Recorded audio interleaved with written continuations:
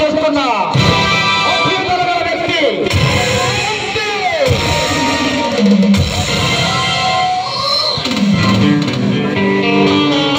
ఆకలి చావులతో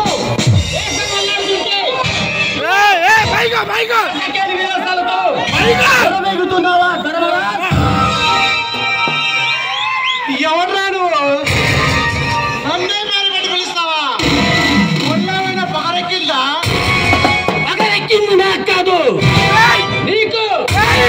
నీకు ఓట్లేసి ఈ ప్రజలు నీళ్ళతో రక్క అల్లాడుతుంటే నువ్వు ఫారెన్ విస్కీ తాగుతూ పరవశించిపోతున్నావా? భారతదేశాన్ని ఉద్ధరించడానికి సరాసరి దేవలోకం నుండి దిగి వచ్చిన వాడిలా మాట్లాడుతున్నావు. ఎవడ్రా నువ్వు? వారసుడివా? నా పేరు కాంతి. గాంధీకి వారసుడిని కాదు, నెహ్రూకి మనవన్ని కాదు.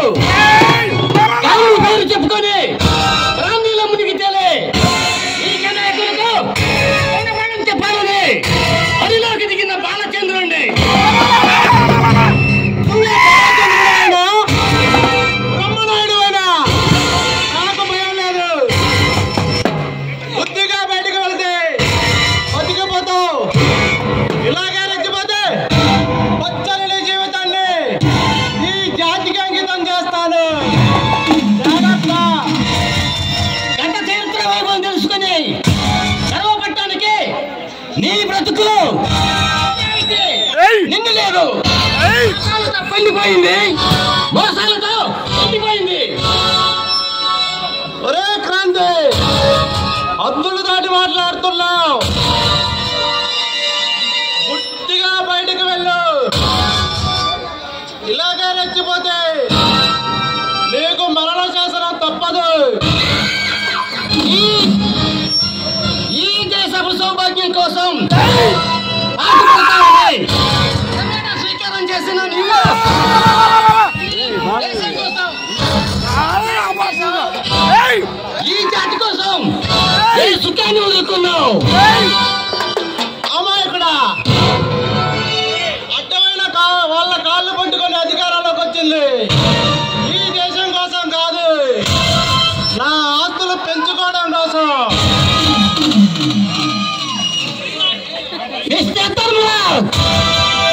నీలాంటి నీచమైన నాయకులు ఉండబట్టే రాజకీయం రంకుగా మారింది. 100 రోజుల్లో ధరలు తగ్గిస్తామని వంకర వాగ్దానాలు చేసి ఈ ధరలు మరింత పెంచారు కానీ తగ్గించలేదు. ఎవరిది వాళ్ళకి ఇచ్చేసాయి, లేకపోతే 100 ఏళ్ళ మీ చరిత్ర వాళ్ళ కాట్లో కలిసిపోతుంది.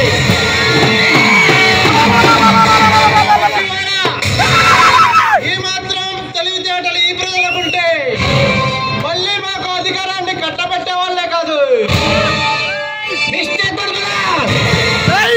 ఇప్పటికైనా మించిపోయిందేమీ లేదు. నాలాంటి యువకులు నడుం కట్టి ఈ సువిశాల అధికారాన్ని చేసుకొని సువిశాల భారతాన్ని దేశంగా మారుస్తాను. మిమ్మల్ని కట్ల కట్టి అడతేరుస్తారు. డబ్బు కోసం ఓట్లు అమ్ముకునే ఈ ప్రజలంతకాలం నాలాంటి నాయకులు పుడుతూనే ఉంటారు. ఈ దేశాన్ని కొల్లగొడుతూనే ఉంటారు.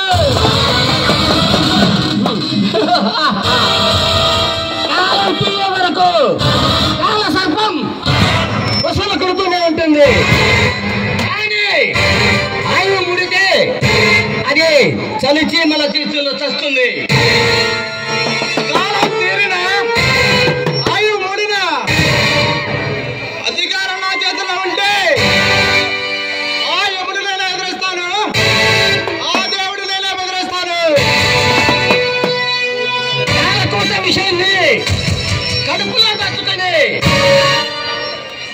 కషాయతనాన్ని ఆయుధంగా చేసుకొని అమాయకులు అనుకున్న ప్రజలే చైతన్యవంతులై వెలువెల్లువల కబలించిన రోజున అధికారం నిన్ను ఆదుకోలేదు, నీ పదవి నిన్ను కాపాడలేదు.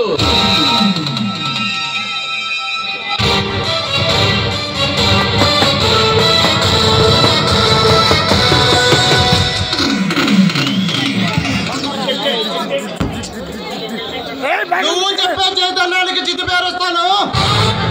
నాకట్టు వచ్చిన వాడిని అతమారుస్తాను. 10 కాలాల పాటు పదవి నిలుపుకోవడానికి ఎన్ని పాపాలైనా చేస్తాను, ఎన్ని ప్రాణాలైనా చేస్తాను. మిస్టర్ ధర్మరాజ్, నీ అంతిమ కాలానికి ఆరంభం సమీపించింది. నీ పాపిష్టి పరిపాలనలో బ్రతుకులు భారమై, మనుగడ ఘోరమై, పచ్చ చిక్కిన బడుగు జీవులు ఒక్కొక్కరు పిడికి బిగించి నిన్ను అంతం చేయడానికి కాలరుతులు కథలు వస్తున్నారు.